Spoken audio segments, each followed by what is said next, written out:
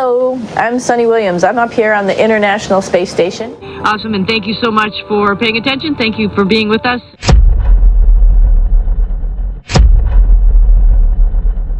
कल्पना करो, तुम एक सामान्य इंसान हो जो हर रोज अपनी जिंदगी जीता है। दिन भर के काम, अपने परिवार के साथ समय बिताना और फिर एक आरामदायक रात सोने के लिए। अब सोचो, तुम्हें अचानक एक ऐसी जगह भेज दिया जाए जहां ना ताजगी हो, ना धरती का ठोस समर्थन और ना ही किसी से मिलने का मौका। तुम क्या खाते, क्या पीते और सबसे बड़ी बात, कैसे 9 महीने काटते? अब जब ये सवाल हमारे दिमाग में आते हैं तो हम समझ सकते हैं कि अंतरिक्ष यात्रा कितनी मुश्किल हो सकती है। और जब बात हो सुनीता विलियम्स और बुच विल्मोर की, जिनका स्पेस मिशन एक छोटा सा 8 दिन का सफर था, लेकिन वो 9 महीनों तक कैसे जिए? क्या उन्होंने भी उस माहौल में खुद को संभालने के लिए संघर्ष किया जो किसी भी सामान्य इंसान के लिए समझ से बाहर था? कैसे वो अंतरिक्ष में जिंदा रहे? क्या खाया उन्होंने स्पेस में? और सबसे बड़ा सवाल, 9 महीने तक उस भारहीनता में किस तरह गुजारे? क्या वो सही सलामत वापस धरती पर लौट पाए? इन सभी सवालों के जवाब और भी बहुत कुछ आज हम जानेंगे इस वीडियो में। इसी तरह की और रहस्यमयी जानकारी प्राप्त करने के लिए हमारे चैनल ट्रू हिस्ट्री को आज ही सब्सक्राइब करें और बेल आइकॉन को प्रेस करें। सुनीता विलियम्स और बुच विल्मोर ने जब नासा के बोइंग स्टारलाइनर स्पेसक्राफ्ट में कदम रखा था तो सोचा था कि वे बस 8 दिन के लिए अंतरिक्ष में जाएंगे, कुछ रिसर्च करेंगे और फिर सुरक्षित धरती पर लौट आएंगे। लेकिन नियति को कुछ और ही मंजूर था। तकनीकी खराबी के कारण उनका स्पेसक्राफ्ट अंतर्राष्ट्रीय अंतरिक्ष स्टेशन पर ही अटक गया और वह एक असंभव से दिखने वाले सफर पर निकल पड़े। एक ऐसा सफर जिसमें हर दिन एक संघर्ष था और हर सांस एक चुनौती थी। उन्हें नहीं पता था कि इस चुनौती को वे कभी पार कर पाएंगे या फिर नहीं। पहले कुछ दिनों तक सब कुछ ठीक था। उनके पास ताज़ा खाना था, मिशन कंट्रोल से लगातार संपर्क था और उम्मीद थी कि जल्द ही वापसी का कोई ना कोई हल निकल आएगा। लेकिन जैसे जैसे दिन बीतते गए, हालात मुश्किल होते चले गए। स्पेस में रहने का मतलब सिर्फ भारहीनता में तैरना नहीं, बल्कि शारीरिक और मानसिक दोनों स्तर पर एक गहरी परीक्षा से गुजरना है। सुनीता विलियम्स और उनके साथी ने अपने सामने 2 सबसे बड़ी चुनौतियों को देखा। एक थी भोजन और दूसरी थी समय के साथ शरीर और मन पर पड़ने वाला प्रभाव। अगर हम सबसे पहले खाने की बात करें तो दोस्तों, यहाँ सबसे बड़ी बात यह आती है कि जब 8 दिन की प्लानिंग थी तो 9 महीने तक खाने का इंतजाम कैसे हुआ? क्या वे भूखे रहे? क्या उन्हें अलग से खाना भेजा गया? क्या उन्होंने स्पेस में किसी तरह से खाना उगाया? सच ये है कि स्पेस में खाना हर वक्त एक चुनौती होता है और इस मिशन में यह चुनौती और भी बड़ी हो गई थी। शुरुआती 3 महीनों तक उनके पास नासा द्वारा भेजा गया ताज़ा खाना मौजूद था, जैसे पिज्जा, झींगा कॉकटेल, रोस्टेड चिकन और कुछ फल और सब्जियां। ये सभी चीजें अंतरिक्ष स्टेशन के स्टोरेज में मौजूद थी, लेकिन इन्हें लंबे समय तक सुरक्षित रखना संभव नहीं था, इसलिए धीरे धीरे यह खत्म होते गए। 3 महीने बीतते बीतते ताज़ा खाना पूरी तरह खत्म हो गया और अब उनके पास सिर्फ डिब्बा बंद और फ्रीज ड्राइड भोजन ही बचा था। सुनीता और बुच को अब पाउडर दूध, डिहाइड्रेटेड कैसरोल और फ्रीज ड्राई सूप जैसे सीमित विकल्पों पर जीना था। यह खाना स्वाद में तो सीमित था ही, साथ ही इसे खाने के लिए भी विशेष तैयारी करनी पड़ती थी। स्पेस में पानी की बर्बादी नहीं की जा सकती, इसलिए खाने को तैयार करने के लिए जितना जरूरी हो उतना ही पानी इस्तेमाल किया जाता था। लेकिन पानी की बात करें तो वह भी एक बड़ी समस्या थी। अंतरिक्ष में हर बूंद कीमती होती है और इसलिए नासा के उन्नत फिल्ट्रेशन सिस्टम ने एक अनोखा समाधान निकाला। सुनीता और बुच जो पानी पी रहे थे वह असल में उनके अपने शरीर से रिसाइकल किया गया पानी था। जी हाँ, अंतरिक्ष में हर एस्ट्रोनॉट का मूत्र और पसीना एक विशेष सिस्टम के जरिए फिल्टर करके दोबारा इस्तेमाल किया जाता है। यानी वे जो पानी पी रहे थे वह उनकी ही बॉडी से निकला हुआ रिसाइकल्ड पानी था। यह सुनने में अजीब लग सकता है, लेकिन यही अंतरिक्ष की सच्चाई है। समय के साथ उनकी खाने की आदतें भी बदलने लगीं।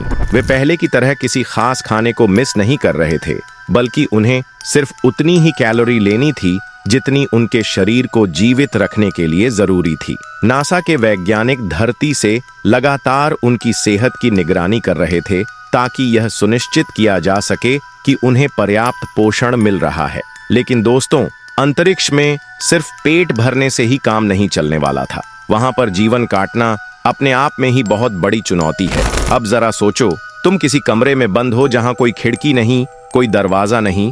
बाहर झांकने जाओ तो बस घना अंधकार और बेजान सन्नाटा तुम्हारे चारों ओर फैला हुआ हो, जहां ना हवा हो, ना पानी हो, ना जमीन हो, जहां ना दिन होता हो ना रात, जहां सूरज बस कुछ घंटों के लिए चमकता है और फिर अचानक अंधेरा छा जाता है। और इसी माहौल में तुम्हें पूरे 9 महीने बिताने पड़े। सुनीता विलियम्स और बुच विलमोर के लिए यह अनुभव ऐसा ही था। एक ऐसी दुनिया जिसमें वक्त ठहर सा गया था और हर दिन अपने आप में एक नई चुनौती था। स्पेस में सबसे बड़ी मुश्किल होती है माइक्रोग्रेविटी, यानी शून्य गुरुत्वाकर्षण।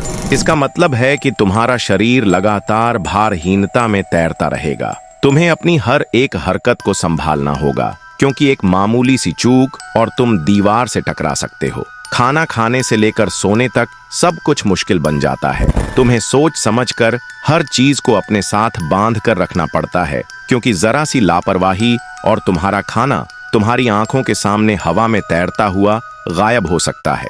लेकिन असली परीक्षा तब शुरू होती है जब यह भारहीनता धीरे धीरे तुम्हारे शरीर को बदलने लगती है। गुरुत्वाकर्षण की कमी के कारण हड्डियां कमजोर होने लगती हैं, मांसपेशियां सिकुड़ने लगती हैं, रक्त संचार धीमा पड़ जाता है, शरीर में मौजूद फ्लूइड ऊपर की ओर बढ़ने लगते हैं, जिससे सिर में दबाव बढ़ जाता है और चेहरे पर सूजन आ जाती है।